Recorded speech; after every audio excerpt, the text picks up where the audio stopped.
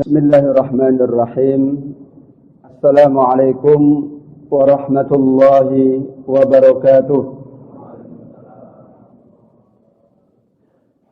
Alhamdulillahil aliyyil kabir. Wassalatu wassalamu ala nabiyyil bashirin nadhir. Sallallahu alaihi wasallam wa ala alihi wa ashabihi ahlil fadli wal khair. Allahumma fasalli wa sallim wa barik ala nabiyyina Muhammad wa ala alihi wa ashabihi wa man nahaja manhajahu ila yaumil ma'ad. Amma ba'du. Kita akan membahas tentang ikatan kehidupan. Ikatan berarti sesuatu yang tidak bisa kita tolak. Syi'na an abaina kalau dalam bahasa Arab, mau atau tidak mau.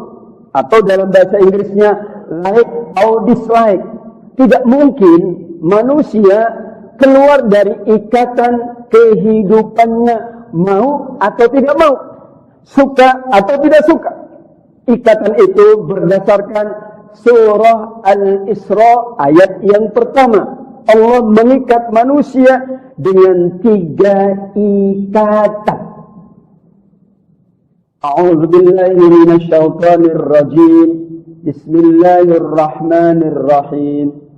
Subhanalladzi asra bi'abdihi lailan minal masjidil haram ilal masjidil aqsa.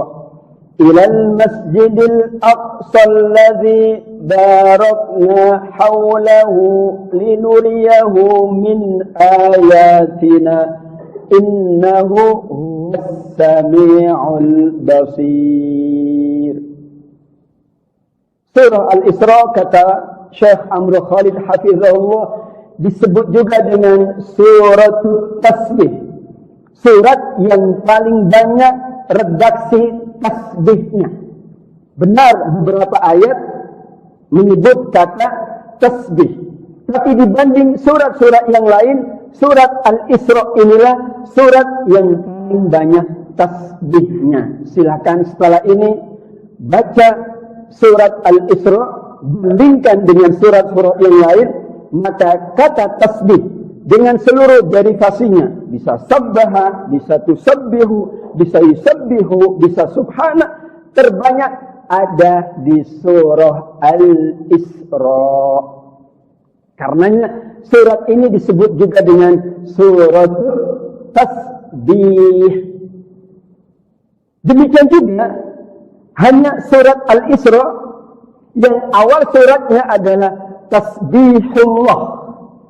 Tasbihnya Allah terhadap diri sendiri. Majjadallahu nafsah. Allah memuji dirinya dengan pujian at-tasbih, hanya ada di surat Al-Isra ayat yang pertama. Semua surat-surat yang lain diawali dengan tasbih, tapi bukan tasbihullah, tapi tasbihul makhluk. Jadi tasbih ini ada 2. Allah sendiri bertasbih memuji dirinya, kemudian semua makhluk tanpa terkecuali bertasbih kepada Allah. Ini satu-satunya. Allah bertasbih terhadap dirinya, semua makhluk bertasbih memuji Allah. Kalau tasbihullah, maka lafadznya subhana.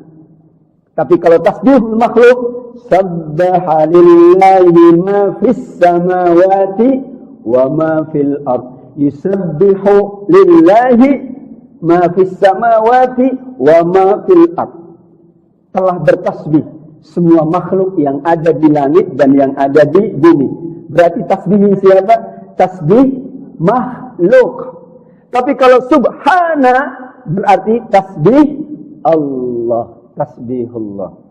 Satu-satunya surat yang diawali dengan tasbih Allah adalah surat Al-Isra. Karena awal suratnya subhanalladzi asra. Coba Bapak Ibu, ada enggak awal surat yang subhana? Enggak ada. Kalau sabbaha banyak, sabbaha lillah, ada yusabbihu lillah, ada sabbihisma rabbikal a'la. Tapi itu perintah Allah agar makhluk bertasbih, khususnya manusia. Bertasbihlah kamu dengan memuji Allah yang maha tinggi. Sabbihisma rabbikal a'la. Karenanya dalam hadis Aisyah radhiyallahu anha, kana Rasul sallallahu alaihi wasallam yasum hatta la yuftiru wa yuftiru hatta la yasum wa kana yaqra'u kulla lailatin surah Bani Israil waz-Zumar. Dalam riwayat Rasul sallallahu alaihi wasallam itu kalau puasa seperti enggak puasa, tapi kalau enggak puasa seperti puasa. Saya juga bingung gimana hadirin. Rasul kalau puasa seperti tidak puasa. Tapi kalau tidak puasa seperti puasa. Kalau kita ketahuan banget lagi puasa, ketahuan loyoknya, ketahuan ngantuknya. Tapi kalau lagi enggak puasa, ketahuan juga. Ini bahasa filosofis dalam hadis Aisyah rawahul Bukhari. Rasul itu kalau puasa seperti tidak puasa, semangatnya tetap. Kalau sedang tidak puasa seperti puasa karena makanannya dikit. Ya, kadang-kadang nggak ada makanan, jadi puasa nggak puasa sama bagi Rasulullah. Kalau kita puasa beda, nggak puasa, segalanya di. Ini menunjukkan satu pribadi Rasul yang sangat mulia. Puasa dan nggak puasa sama aja bagi Rasul. Hadirin, hadirat yang dimuliakan oleh Allah Subhanahu wa taala. Karenanya kata para ulama tafsir, ikatan kehidupan tanpa terkecuali, ya, semua makhluk diikat. Kalau ikat ini berarti mau atau tidak mau, suka atau tidak suka, kita semua diikat dengan ikatan pertama, subhana alaqatut tasbih atau rabitotut tasbih, diikat dengan ikatan tasbih. Wa in min syai'in illa yusabbihu bihamdihi walakin la tafqahuna tasbihahum innahu kana haliman ghafura. Ayat 44 surah Al-Isra. Ini ayat yang ada 3 tasbih. Luar biasa tentang tasbih di ayat 44. Tusabbihu lahus samawati sab. Bertasbih langit yang 7 lapis dan juga bumi. Kemudian wa in min syai'in, dan tidak ada satu makhluk pun yang tidak bertasbih kepada Allah. Kemudian tasbih yang ketiga, walakin la tafqahuna tasbihahum, tapi sayang kalian tidak akan pernah bisa memahami, mendengar tasbihnya makhluk selain dari manusia.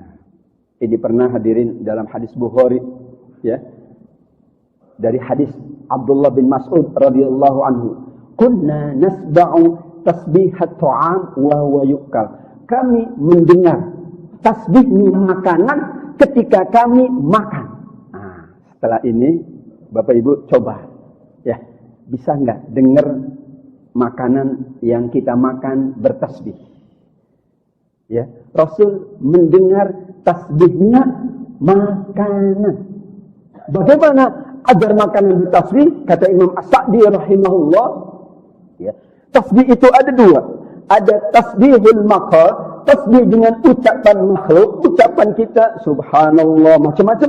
Tapi ada tasbihul mahal, tasbihul hal, tasbih keadaan makhluk.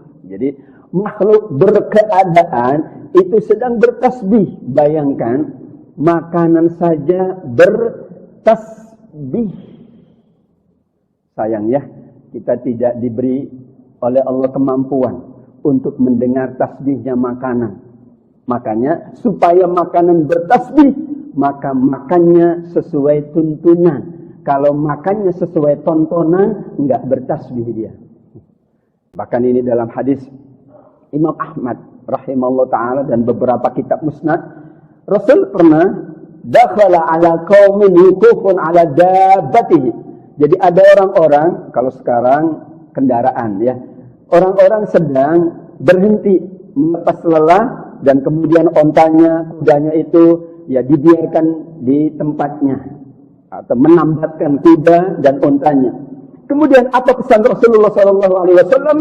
Irkabuha salimah wa da'uha salimah farubba markubatin khairun min raqibiha wa aktsara dzikran lillahi tabaraka wa ta'ala. Gunakanlah kendaraanmu dengan baik. Letakkanlah kendaraanmu dengan baik. Dulu kan kendaraannya hewan. Kalau sekarang kan kendaraannya nggak bisa berkomunikasi. Kalau dulu kendaraan bisa berkomunikasi. Komunikasi secara fisiologis tentunya. Tapi bisa berkomunikasi.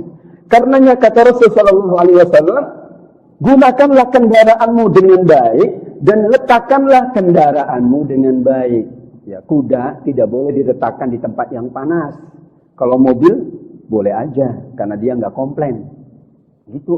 Ontamu jangan sembarangan ditaruh. Itu ontamu merasa sakit kalau kamu letakkan di sembarang tempat begitu. Tapi yang luar biasa setelah itu bahasanya bisa jadi yang kamu tunggangi lebih baik dari penunggangnya dan lebih banyak berzikir kepada Allah. Bahasanya bisa jadi yang kamu tunggangi lebih baik dari penunggangnya. Kenapa? Wa aktsara dzikran, karena paling banyak bertasbih kepada Allah. Kuda banyak bertasbih dari manusia. Ya, bahkan naqiqud difa, ya. Katak itu ketika apa katak itu kalau ininya namanya apa? Kalau ayam kan berkotek, kalau katak apa? Apa itu namanya? Katak.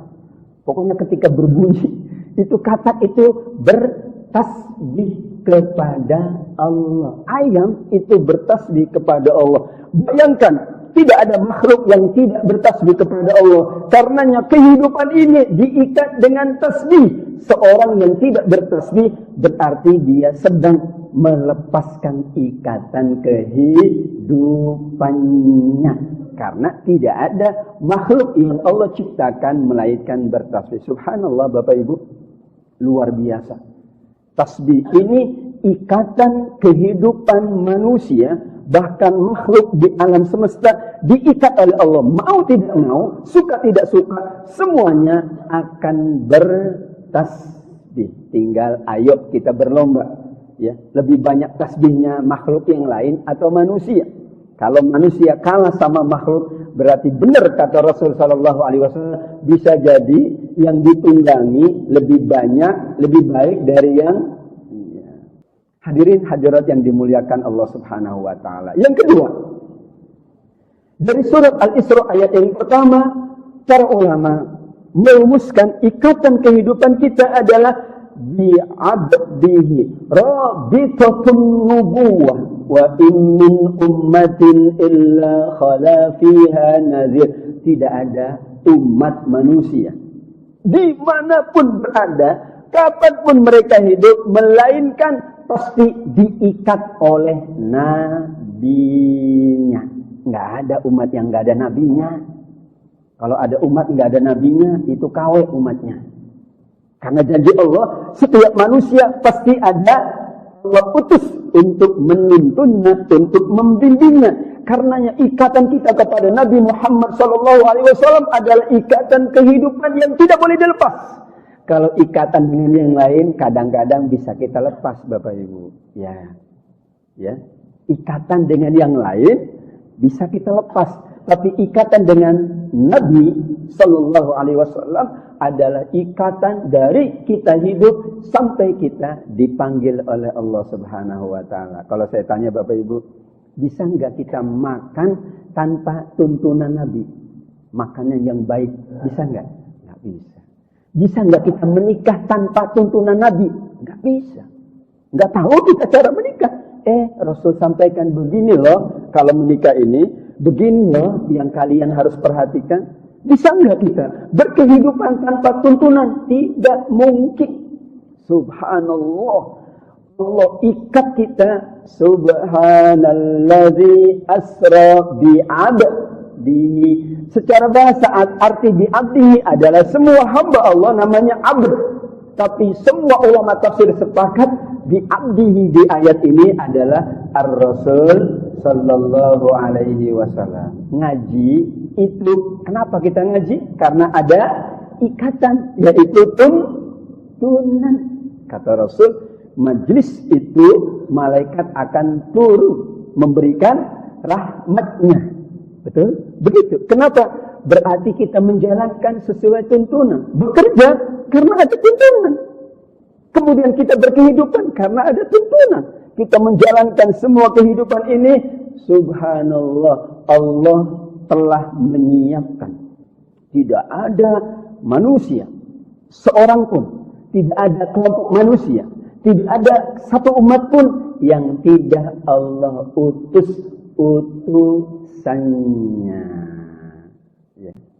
Jadi kalau ada yang mengatakan saya tidak ada tuntunan, kita lihat di dalam Al-Quran, semua makhluk manusia maksudnya ada penuntunnya. Kenapa Allah tuntun? Karena yang menuntun ini sudah dijamin oleh Allah bahagia dunianya dan bahagia akhiratnya. Yang menuntun pula kehidupannya tidak monoton, karenanya kehidupannya variatif.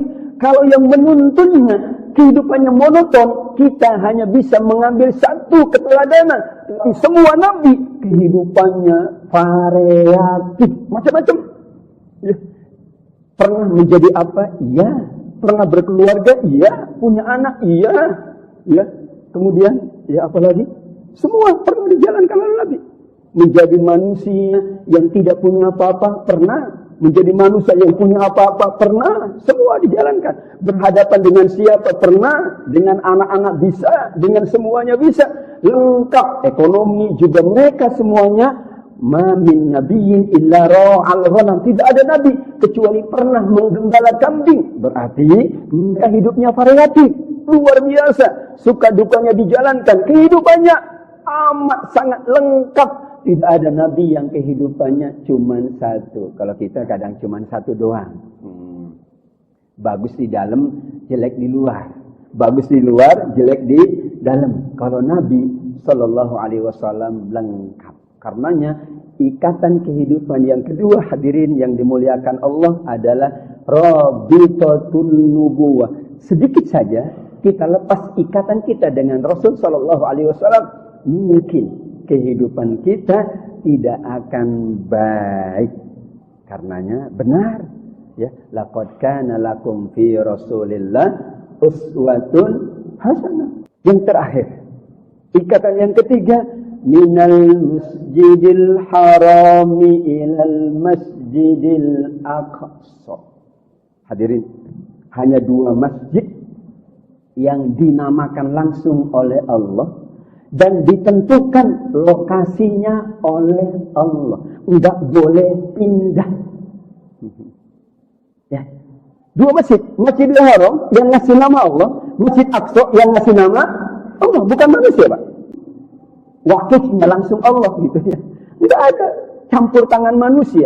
Pokoknya di sini letaknya. Karenanya dua masjid ini adalah masjid yang benar-benar amat sangat menjadi ikatan besar kita dengan kedua masjid dalam hidup ini. Bapak Ibu, ini kan peristiwa Isra dan Mi'raj. Allah amat sangat maha kuasa. Kalau Isra dan Mi'raj Rasul Sallallahu Alaihi Wasallam langsung ke Sidratul Muntaha, pasti Allah maha kuasa. Kenapa? Pakai transit. Tujuan Isra dan Mi'raj adalah pertama, hiburan bagi Rasul karena wafatnya Khadijah, karena wafatnya Abu Thalib yang disebut dengan tahun duka cita, Amul Hazan. Yang kedua, karena akan diberi satu anugerah termulia, yaitu sholat 5 waktu. Kenapa pakai transit di Masjidil Aqsa? Allah Maha Kuasa kalau Rasul langsung aja ketemu saya, langsung ya, aku siapkan Jibril dengan buruk, aku bawa engkau langsung menuju tempatku di Sidratul Muntaha. Mungkin? Amat sangat mungkin. Kenapa pakai transit? Karenanya Umar bin Khattab radhiyallahu anhu mengatakan, mal Masjidil Aqsa illa ka Makkah. Sungguh Masjid Aqsa ini sama dengan Makkah.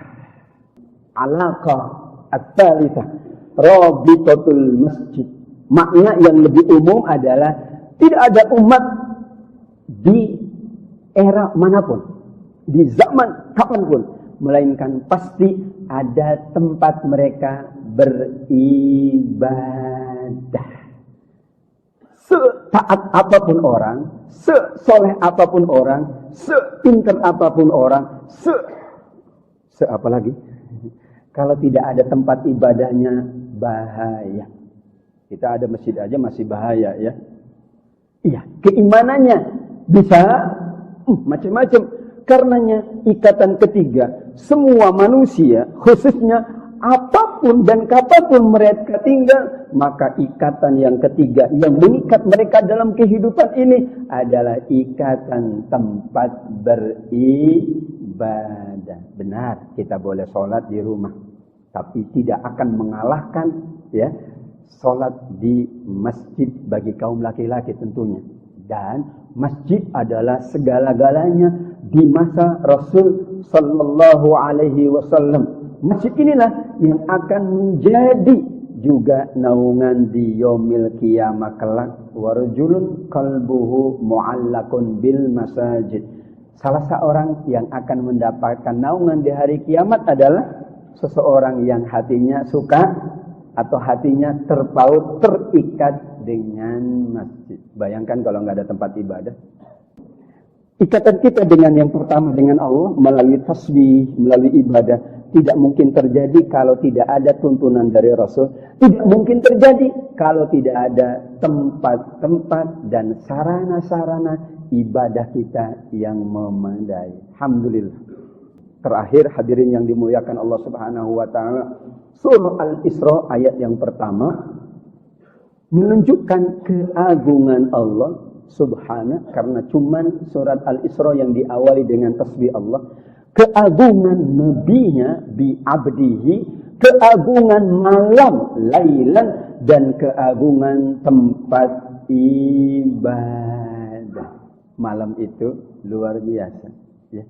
Kenapa peristiwa hebat itu selalu terjadi pada malam? Isra itu malam, nuzulul Quran malam, Lailatul Qadar ya namanya juga Lailah, malam. Peristiwa-peristiwa agung, peristiwa-peristiwa mulia adalah malam.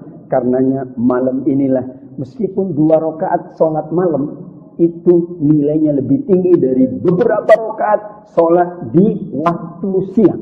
Jadi persoalannya bukan jumlah, tapi waktu. Allah pilih waktu malam adalah waktu untuk mengikat kita dengan Allah. Memang malam waktu yang sangat mustajab, waktu yang sangat efektif. Inilah hadirin yang dimuliakan Allah, kita mengingat ayat ini untuk kita ikat kembali hidup kita dengan Allah melalui banyak tasbih. Karena makhluk semuanya bertasbih. Malulah kalau manusia kalah tasbihnya sama makhluk yang lain. Kita ikat juga dengan Nabi kita. Karena itulah tuntunan sejati. Itulah manusia yang sudah dijamin pasti oleh Allah Subhanahu wa Ta'ala. Yang lain belum dijamin. Yang ketiga, alhamdulillah, kita diikat juga dengan tempat-tempat ibadah. Ikatan kita yang tiga inilah insya Allah akan menjadikan kehidupan kita jauh lebih baik dan akan menjadikan investasi kehidupan akhirat kita yang akan Allah hadirkan kemuliaan. Amin ya rabbal alamin. Semuanya apa? Linuriyahu min ayatina. Allah akan tunjukkan terus tanda-tanda kebesarannya, tanda-tanda keagungannya. Masya Allah. Inilah suratul tasbih, surat yang disebut dengan surat bertasbih, surat yang paling banyak tasbihnya, paling lengkap tasbihnya, paling besar nilai tasbihnya. Dan awal ayat bicara tentang keagungan peristiwa yang hanya sekali terjadi dalam kehidupan kita, yang mengingatkan kita dengan ikatan, 3 ikatan ini. Ikatan 3 ini ya di dunia, dan 3 ikatan ini akan menjadi penolong di hari kiamat. Hanya Allah yang menolong, pasti.